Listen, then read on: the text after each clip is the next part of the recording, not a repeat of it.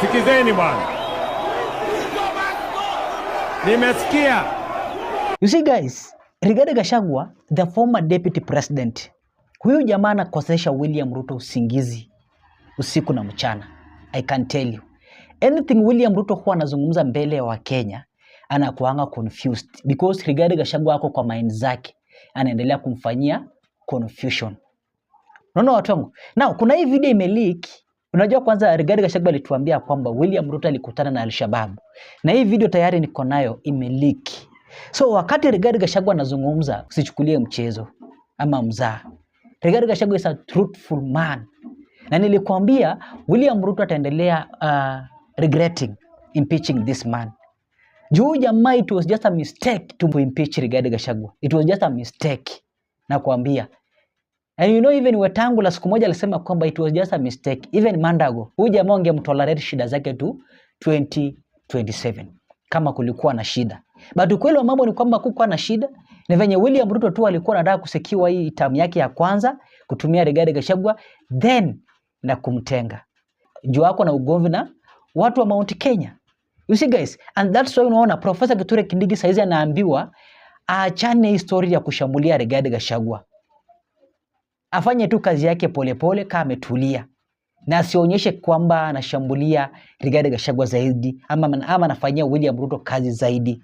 You see, William Ruto anamtumia kufanya nini? Kumake sure anafauli Mount Kenya. But imeshindikana, unaona watu wangu. And saizi wameanza kulaumu watu kama kina Kabogo, huyu Kiunjuri na nani?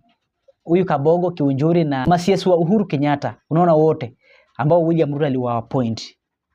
Saizi hawafanyi kazi. Saizi hawashambulie Rigathi Gachagua kama hapo awali. Unaona guys? Kumaanisha mambo yanakuja kuharibikia Rais William Ruto.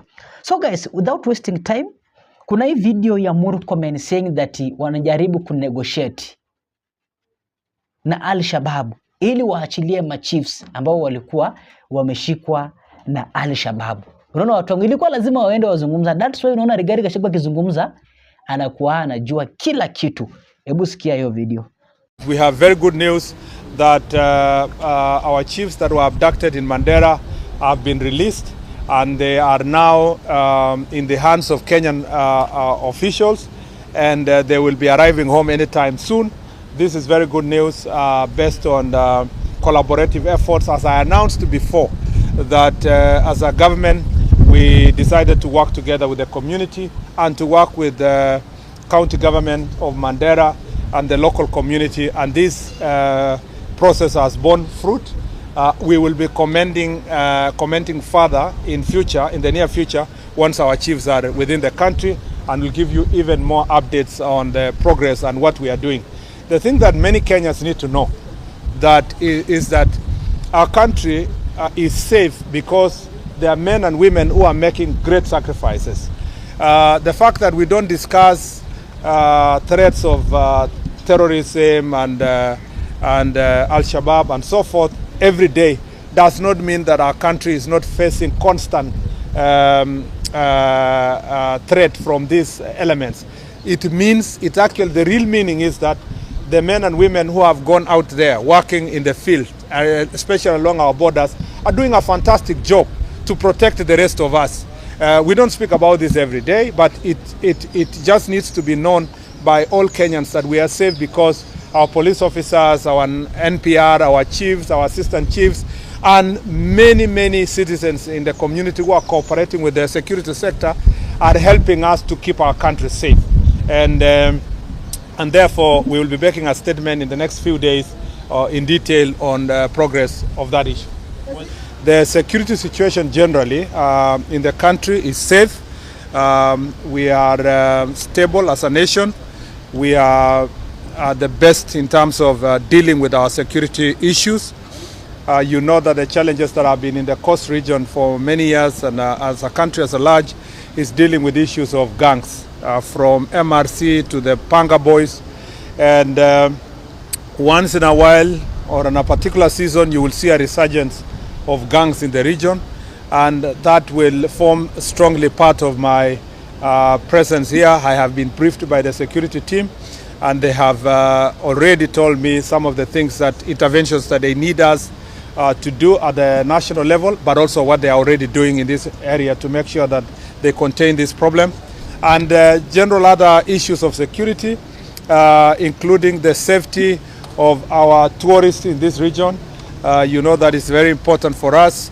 There has been in the past reported concerns that we want to scale up our protection of our tourist and tourist facilities in the region, but there is no cause for alarm. There was recently some false alarm about the dangers faced by our tourists, but have been briefed accordingly. The situation that occurred is nothing to worry us. It is containable. The other issue is to look at the welfare of our officers who are serving. Again, you know that one of the things that is of great concern to us as a ministry is to ensure that the offices where our officers work in, their accommodation, the vehicles that they are using, and the facilitation in terms of issues of mobility is of great importance to us. We want to hear and listen to them and see how best we can intervene to make sure that their welfare is catered for.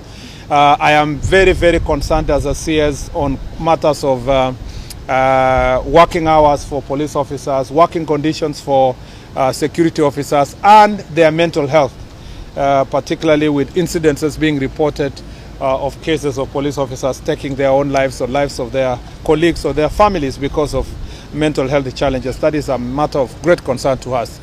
The other issue that we want to look at critically in the entire coast region is the question of drug abuse and drug and substance abuse. We know that in the past also there has been a great challenge in this region in terms of drug abuse, and many young people have been affected. Again, a lot of work has gone into it. I want to listen to the progress that has been made beyond the security briefs that we already have, and to listen to the grassroots leaders, particularly the assistant chiefs and the chiefs, on what other strategies we are going to put in place and what support they require from us to make sure that we get rid of drug and drug abuse issues in the region. Land issues in coast region is a matter of great concern, and it is an area that is causing conflict, particularly people who are invading private property of individuals in this region. My concern here is to make sure that from a security perspective, what are some of the areas of intervention that we can be able to help to resolve these land issues, or to ensure that these issues are being resolved through law and order, particularly court processes and alternative dispute resolution mechanism that is peaceful to keep our people safe. And some of these land issues have created conflict, and also conflict among communities. Pastoralists vis-a-vis those who are farmers has created conflict in areas like Taita Taveta and Tana River and Lamu. Part of the reason why we are dealing with gangs here is to make sure that there is no place in the Republic of Kenya where we will allow any goons or gangs to invade any facility, whether it's a church, whether it is a school, whether it is a street. This country must be led by the rule of law. And injustice anywhere is injustice everywhere. We are not going to allow extrajudicial processes to continue in the country. We must remain a country of law and order, and it doesn't matter. Ours is apolitical. We do not subscribe to any political side. Ours is to make sure that everybody can exercise their right freely across the country without being hindered, as long as they are going about it peacefully. Kuna hii video guys imeleak ya Kimani Ichung'wah. You know guys, ya majamaa wanatuambia kwamba mambo ya empowerment. Empowerment ni kutapeli wa Kenya. Yuzi kuna hii clip imeonekana wakati Kimani Ichung'wah anapiga bei ya pikipiki 80,000. Na sio mambo ya empowerment. Na ndio unaona wa Kenya washatambua tayari. William Ruto atatumia mbinu gani kufaulu 2027? Hakuna. Juu chochote William Ruto anajaribu kuinvest ile wa Kenya wachukulia hapo, bado wanamdampu. Unaona? Huyu ni Kimani Ichung'wah. So among aria tukuhe nduthi icio ithatu acio tukumahe free of charge. Aria angĩ 47 mekuheo nduthi ya ngiri okone ya ngiri 100 ukuriha 80%, ukariha ngiri 80. ndire interest ukurihio ona nyinyi. Guys, yani he's gone and it is boiling nicely. Sasa Gachagua amereply to Murkomen akasema Gachagua akishuka kwa airport hivi ashikwe. I explain mambo ya Al-Shabaab. Sasa Gachagua amereply na akasema kwanza hata wewe Murkomen unajua vizuri sana Al-Shabaab ya kina nani mpaka leaders, because the moment the chiefs watano walikuwa wameshikwa, wewe mwenyewe ulisema muna negotiate na Al-Shabaab. Aya, it is boiling nicely. Sasa hebu sikiza hii story. So the Minister for Interior saying that we should be asked to help in investigations in this matter. We cannot help in any investigations because the Kenya government has not initiated any investigations against William Ruto. The people who have initiated investigations is the American Senate. So if there is need for us to help in investigations, we'll help the American Senate, not the Kenya government, because the Kenya government has not initiated any investigation. Number two, the Kenyan government cannot investigate William Ruto because those policemen work under him. And all the things he is doing of killing people and abducting people, he is doing with the very police. So there is nobody stupid enough to go and report William Ruto to the Kenyan police. Nothing will be done against it. So whoever sees, please don't sell fear to us. You know we cannot buy. And in any case, it is the same CS who said that when 5 chiefs were abducted by Al-Shabaab, he said that they will go into negotiation with the Al-Shabaab to have them released. How can you negotiate with people you do not know? And since they were released after negotiations, the CS Interior knows much more than anybody else on who are the leaders of Al-Shabaab because he said publicly. I saw another man who sat where you are sitting the other day, disparaging our country, talking about issues of insecurity as though it's a joke, to the extent that he's talking about, he thinks that he's going to parade issues of terrorism in America for him to get votes. Your Excellency, we want to say without fear of contradiction, because he has said he has information and he knows and he has an agent who is sitting in meetings with Al-Shabaab, as soon as he lands in Kenya, he must record a statement to tell us exactly which meetings he's doing with terrorists. This country, you know, we have joked for far too long. Lakini bahati mbaya. Na mtu kumbafu kama huyo alifataje kukaa kiti kama hii jameni? You know? It is just unbelievable. Nimesikia Murkomen anasema Rigathi Gachagua akitoka USA atashikwa airport. Atamshika. Murkomen, labda nikuambie kidogo tu ya kwamba kutishia Rigathi Gachagua na mambo ya arrest ni kama kutishia amezoea, hata naomba kukutana na kubwa zaidi.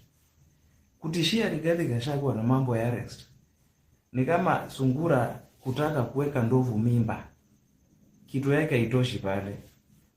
Hata akijingiza mzima yeye mwenyewe kule ndani bado hatatoshea.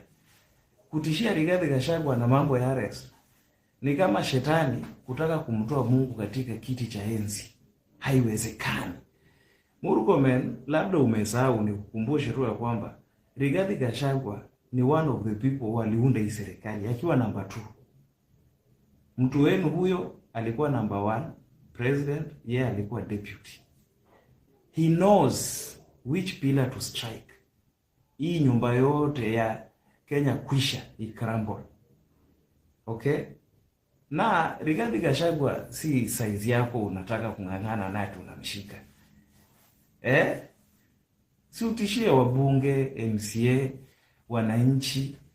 Sasa Rigathi Gachagua is too heavy for you, my friend.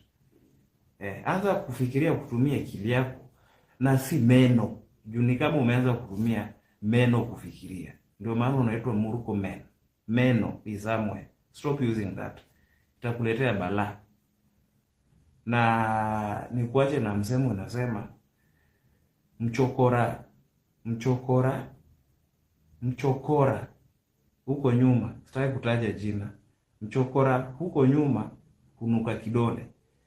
So wacha kupeleka hiyo kidole yako penye naona unataka kuipeleka. We want. Waweza kuwa CS lakini mambo mengine umesahau. Tunakukumbusha tu.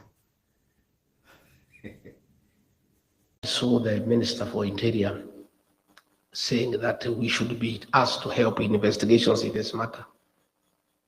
We cannot help in any investigations because the Kenya government has not initiated any investigations against William Ruto.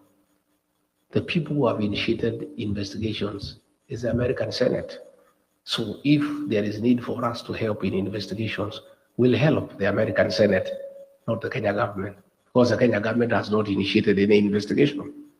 Number two, the Kenyan government cannot investigate William Ruto because those policemen work under him. And all the things he is doing of killing people and abducting people, he is doing with the very police. So there is nobody stupid enough to go and report William Ruto to the Kenyan police. Nothing will be done against it. So whoever sees, please don't sell fear to us. You know we cannot buy. In any case, it is the same CS who said that when 5 chiefs were abducted by Al-Shabaab, he said that they will go into negotiation with the Al-Shabaab to have them released. How can you negotiate with people you do not know? And since they were released after negotiations, the CS Interior knows much more than anybody else on who are the leaders of Al-Shabaab because he said publicly that he'll initiate negotiations for the release of the 5 chiefs who were abducted.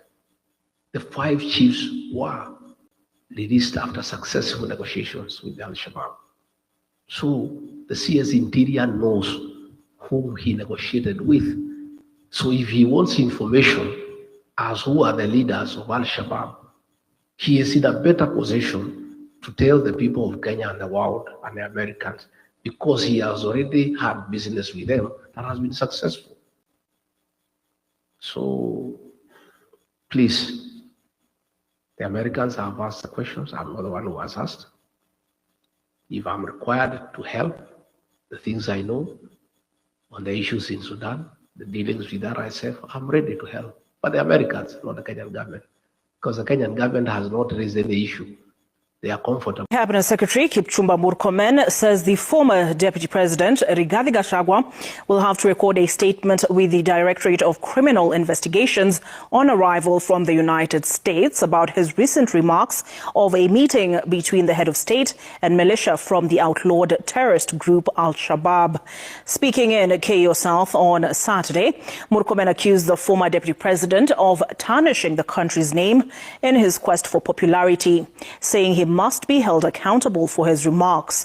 Similar sentiments were echoed by the serving Deputy President Kithure Kindiki, who was attending a fundraiser in Elgeyo Marakwet. With his ongoing 2-month tour of America, former Deputy President Rigathi Gachagua has stepped on the government toes, attracting a directive requiring him to record a statement as soon as he touches down on Kenyan soil. His allegations of a meeting between President William Ruto and Al-Shabaab militia in Mandera earning him a tongue lashing. He is accused of tarnishing the country's image in the diaspora. People who are saying they have information on terrorists and criminals, they must be held accountable and they must record their statement so that they can help us to investigate, establish the issue and make sure we protect Kenya from harm, from bandits, terrorists and criminals. Because he has said he has information and he knows and he has an agent who is sitting in meetings with Al-Shabaab. As soon as he lands in Kenya, he must record a statement to tell us exactly which meetings he's doing with terrorists. Other leaders allied to the government who also attended fundraisers in KO South and Voi continued to drum up support for President William Ruto, vowing uniform distribution of government projects. Tulinde nchi yetu, tukemee wale wa binafsi na unafiki, ili Kenya isimame pamoja. Mtu wa Taita Taveta ana haki ya kuishi popote kama mtu wa Bungoma, kama mtu wa Kisumu, kama mtu wa Kiambu. Wale ambao wanang'ang'ana kutupiga vita, wajipange, kwa sababu sisi ajenda yetu ya William Ruto ni ajenda ya kuinua akina mama, ajenda ya kusaidia wananchi wa Kenya. Of Kenya will only grow with practical solutions kama ya leo. Mama apate kitu ajimudu, kijana apate kitu ajimudu. Ile Kiingereza mingi hata ukipeleka Amerika haiwezi badilisha shida ambayo tuko nayo hapa. Inatakikana maji, inatakikana barabara, inatakikana market. Hiyo yote itafanywa chini ya amani na umoja ya kitaifa. The leaders asked Kenyans to champion environmental conservation to tackle the effects of climate change. Breaking news. Hii imetoka kwa CS Interior. Amesema Honorable Rigathi Gachagua akifika airport, kitu ya kwanza ni ndani ya GK. Aende andikisha statement. Aende aseme ile vitu anasema huko Amerika. Alitoa wapi? Ako na ushahidi gani? Hiyo ndio, yani saa hii Wakenya wamengoja tu. Wakenya wamengoja waone hii enyewe huyu jamaa anaweza shiko kweli. Huyu jamaa anaweza shiko kweli. Na pia Murkomen nafaa jiuliza, huyu jamaa atamshika tu hivyo hivyo. Ensure umelike video na nasema thanks so extensive kwa kuendelea kusupport hii channel. Huyu ni Rigathi Gachagua delivering his message to United States of America or to Kenyans who are living in diaspora. Unajua Rigathi Gachagua mbinu yake ni kumake sure tu anafaulu William Ruto. Anatumia United States of America kumake sure anafanya nini? Ana oust President William Ruto. Juu akiwa hapa nchini Kenya, it's very very difficult. Na William Ruto anaona ni it's like ni jokes. Na sio jokes. Rigathi Gachagua ako serious. Sikiza. Get the people out there to run our embassies on behalf of our country. Take care of Kenyans in those countries and have a serious network with the people of that foreign country and attract them to come and invest back home. That is a commitment that I want to give, and we're going to do it together. Again, as I wind up so that I can give you an opportunity to ask me a few questions, there is a bill that was brought in the Senate here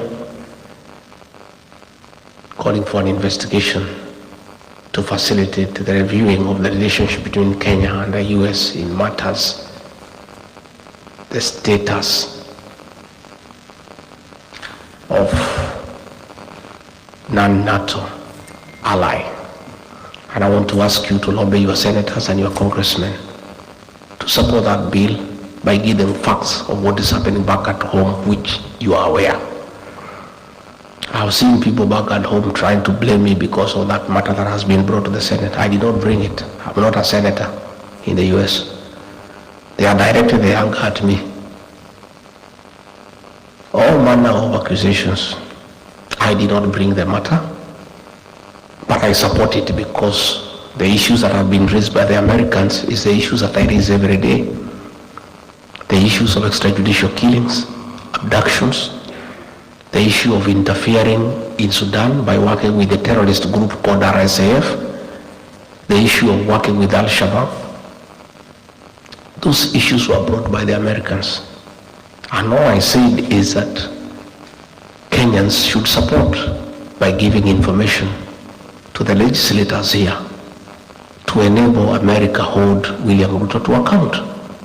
And I did ask the Americans not to impose sanctions on Kenya because Kenya is innocent, but to apply sanctions against William Ruto as a person so that he can be brought to order. So I found a member of parliament from Mandera there in parliament making a lot of noise, saying that I'm against the people of Mandera. I have nothing against the people of Mandera, and he should not drag the people of Mandera into the challenges William Ruto is facing with the American people. Nowhere did anybody see that the people of Mandera have committed any crime against anybody. What we said is that the Americans are saying William Ruto met some bad people in Mandera. If you meet bad people in Mandera, it does not mean that the people of Mandera are party to the meeting that you had. So I also saw the senator trying to say that we have a problem with the Somali community because we are asking that William Ruto be held to account. Nobody has any problem against any community. The Somalis are part of Kenya and they are a very serious community that has done a lot in the transformation of our country and the economic development of our nation. They are very serious drivers of our economy. They are very aggressive in business. So the senator of Mandera, don't drag the Somali community into the challenges facing William Ruto. It's William Ruto who is being told to account by the Americans for his activities with the terrorist organizations. The people of Mandera, the Somali community, are innocent and have nothing to do with it.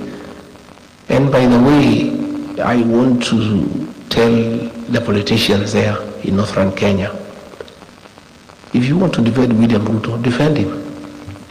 But don't try to create a wedge between us and the Somali community because we have nothing against them. They are part of Kenya and they too are telling us they are suffering just like the rest of Kenyans. And doesn't mean because Aden Ware is eating, the Somali community are eating. They are also complaining of marginalization. They are complaining of bad economic times. In fact, the Somali community more than any other has really borne the brunt of extrajudicial killings and forced disappearances for a long time. So let nobody try to create a wedge between those opposed to William Ruto and communities.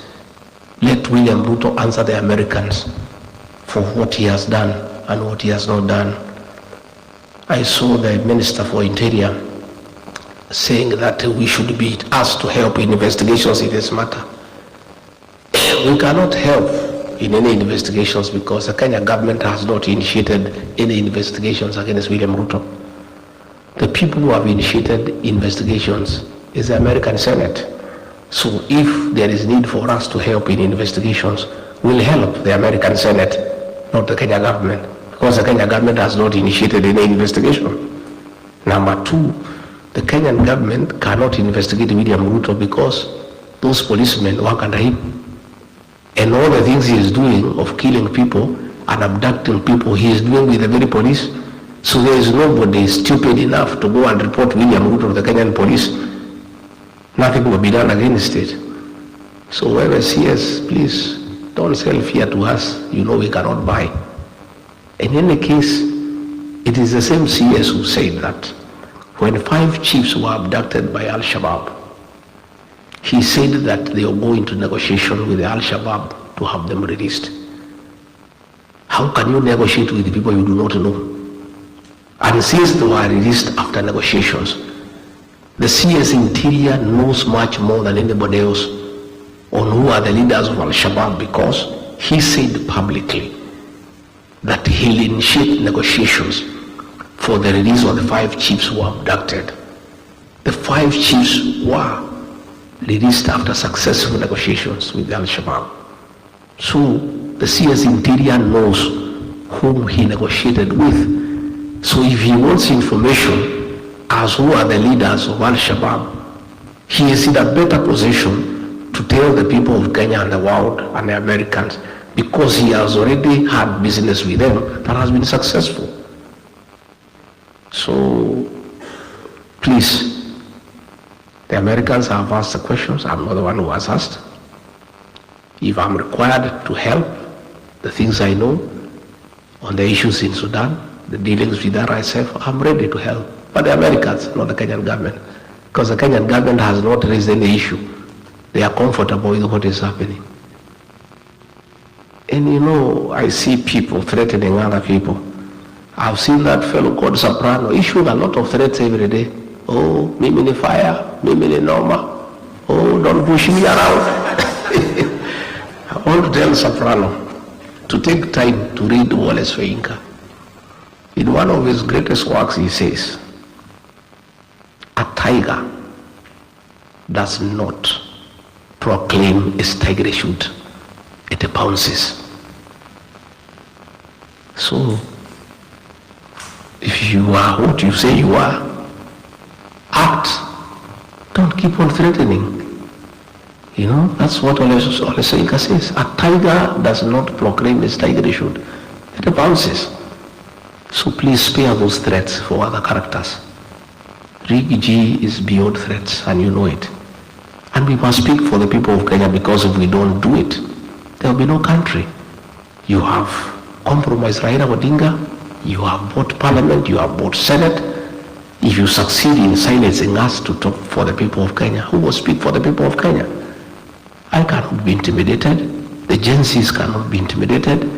We'll continue to speak for the people of Kenya for as long as it takes, until we are able to remove this government from power and get another government that is responsive to the needs of the people of Kenya, that respects human rights, that has good governance, that is accountable and transparent, and a government that is prepared to be held to account by the people of Kenya. And in the parting shot, I want to ask the UN Security Council to take note that Kenya is an anchor state that has played a very significant role in the Horn of Africa and ensuring there is peace and stability. And the American government has worked very closely with Kenya in supporting anti-terrorism activities with finance and intelligence. We want Kenya to remain there. We want Kenya to continue playing a very important role in stabilizing the Horn of Africa and the region. And the problem is not Kenya. The problem is the leadership. So the UN Security Council, the United States, they need to deal with William Ruto so that Kenya is preserved to continue playing that important role as an anchor state to ensure there is peace and stability in the region. But when we get a reckless leader who is interfering with the affairs of the neighboring countries and working with those opposed to those governments, that is why Kenya's name is being cast in bad light. So, mimi nimeshukuru sana. I have said many things, and nataka mniulize maswali ndio niweze